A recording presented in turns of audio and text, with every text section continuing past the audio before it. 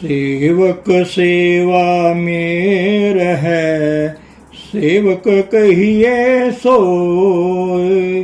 कहे कबीर सेवा बिना, सेवक कबहु न होए।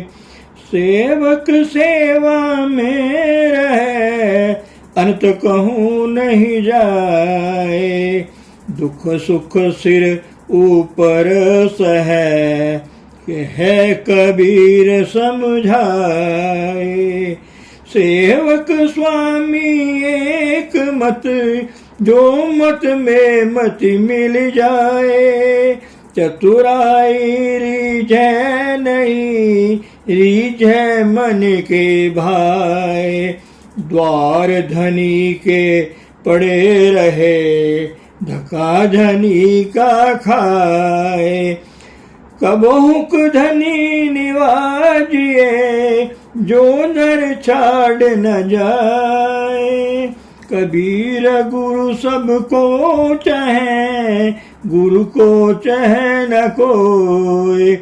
जब लग आस शरीर की, तब लग दास न होए। सेवक सेवा में रहे, सेव करे दिन रात।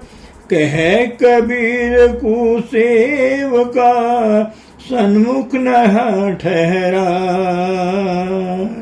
गुरु रूप प्यारी साध संगरी परम पूज्य परम संत ठाकर सिंह जी महाराज जी की अपार दया मेहर बख्शिश दिवाली पे किया गया सत्संग महापुरुषों का, उसी के कुछ अंश साध संगत की सेवा में रखे जा रहे हैं। तो पूज्य महाराज परम संत ठाकर सिंह जी साध संगत को सन्मुख होकर कह रहे हैं, आपके चरणों में मेरी नमस्कार है, ये स्वीकार कर लेना। बाकी मुझे बहुत खुशी है कि आप यहाँ आए हो, उस जगह पर आए हो जहाँ पर आपकी सभी भावनाएं पूरी होंगी और सभी दुख दूर हो जाएंगे।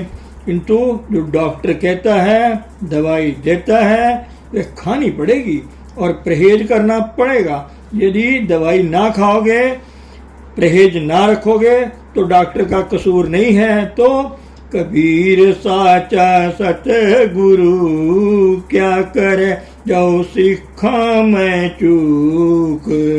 अंधे एक न लग गई, जो बांस बजाए फूक। मैं आपको कहना तो नहीं चाहता था, लेकिन आप में थोड़ी सी कमी, कमजोरी या सुस्ती है। उस अवस्था से मैं आपको उठाना चाहता हूँ कि गलत काम ना करो, फिजूल का काम ना करो, कोई ऐसा काम करो जिसमें कुछ है, जिसमें आपको कुछ मिलेगा। धंधा पिटो पाइयो, तुम कूड़ कमाओ। जितने दुनिया के धंधे हैं, अवर काज तेरे किते न काम, मेरे साथ संगत भज केवल नाम।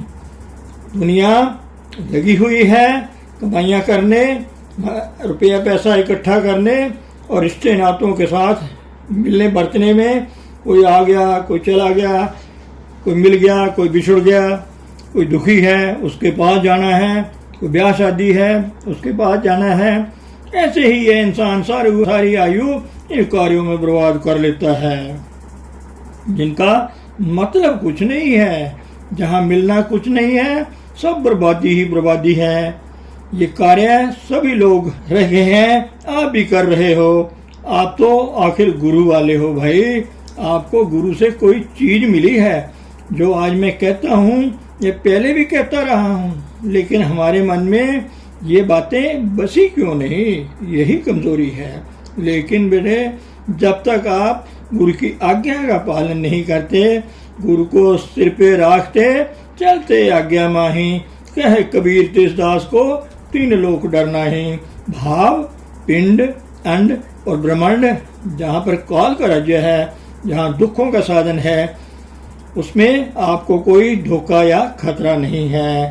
ताको धोखा कहाँ व्यापे, जाको ओट तुम्हारी, जो सच्ची ओट है। और ओट में सगली देखी, एक तेरी ओट रहाइए।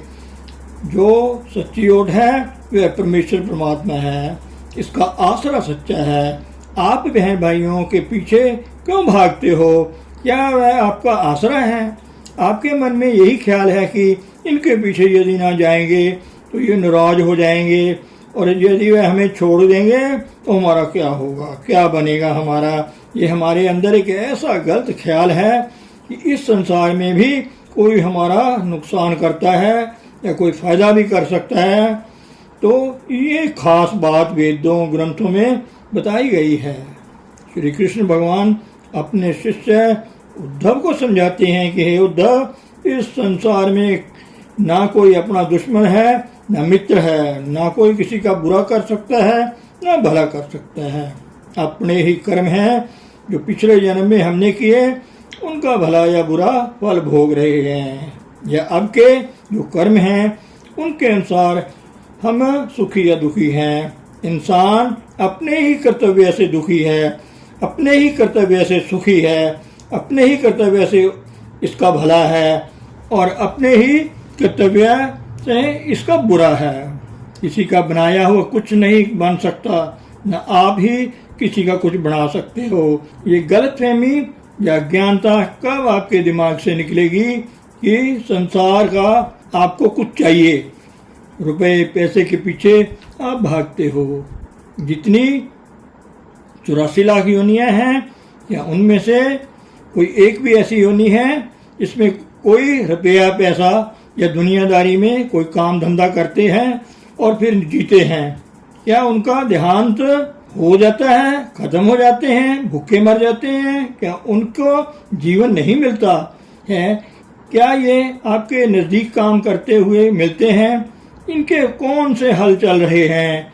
ये कौन सी बड़ी दुकानें कर रहे हैं, कौन से बड़े बिजनेस कर रहे हैं, और कौन सी दुनिया की नौकरी कर रहे हैं और उसके कारण से जी रहे हैं? केवल परमेश्वर का जो ख्याल है इनके सबके ऊपर है। सो करता चिंता करे जिन उपाया जग, नानक चिंता मत करो चिंता तिसी ही होए, जल माही जंत उपाय जना भी रोजी दे। ये इंसान खुद परमेश्वर का बच्चा है। जितना इंसान नजदीक है उतना कोई और नहीं हो सकता। बाकी जितनी योनियां हैं सब दूर हैं। इंसान जो है वह परमेश्वर की गोद में बैठा है, किंतु परमेश्वर की गोद में बैठकर यह बाहर देख रहा है, बाहर झांक रहा है। कोई आपको पूछता है बेटे तेरा पिता कहाँ है, कहता है मुझे पता नहीं। बेटा उसकी गोद में है, लेकिन ख्याल कहीं और है। जिसका ख्याल है उसका पता है। दुनिया देख रहे हैं बाहर की आंखों से, सब कुछ देखा, लेकिन वह बात नहीं मानी। अखी बाजों देखना बिन कन्ना सुनना। ये जो आंखें हैं जो कह नानक यह नेत्र अंध से सतगुरु मिले दिव्य दृष्टि होए। सतगुरु बख्शिश करके आपको जो आंख देता है, अगर उसका उपयोग करो तो आपका बनेगा कुछ।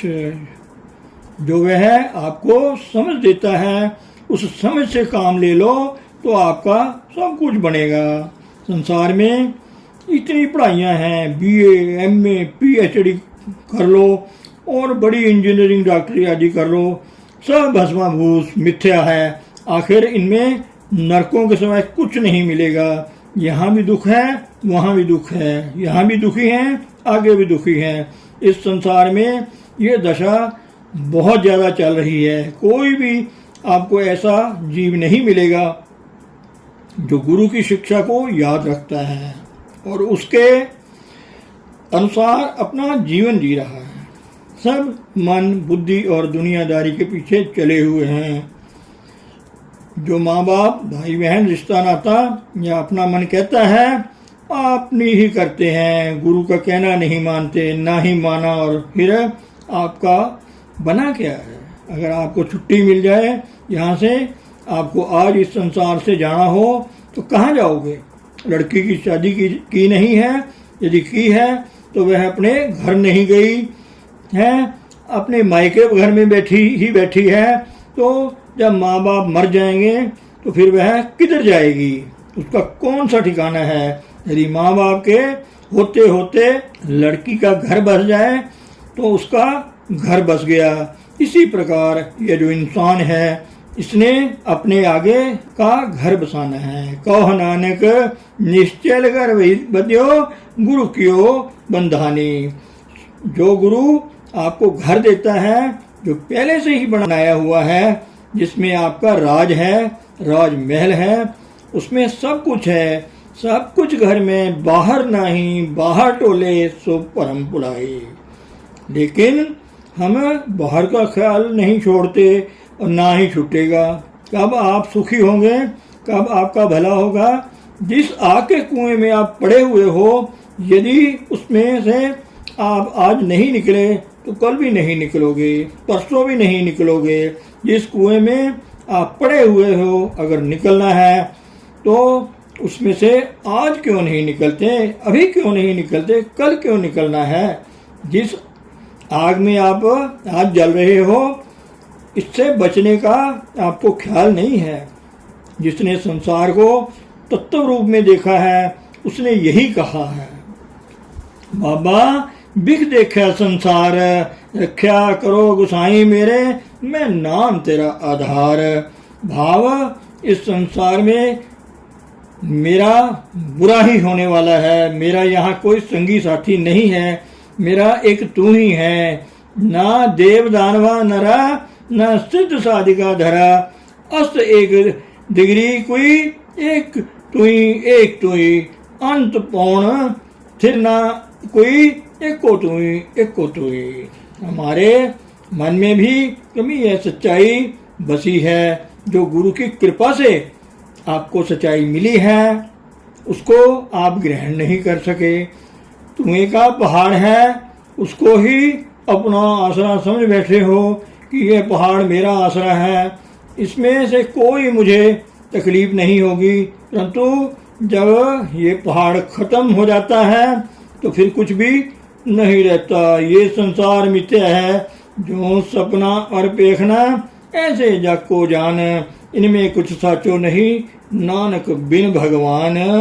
क्या अब तक आपको यह बात समझ नहीं आई? अब यही मेरे दुर्भाग्य की बात है। जिस बाप के बच्चे नालायक हो जाएं, उस बाप को कैसे शांति आ सकती है? बच्चों को दुख है, तकलीफ है, वे गलत काम करते हैं, जहरें खाते हैं, और दुख बाप को होता है, क्योंकि बाप तो हमसे प्यारा है।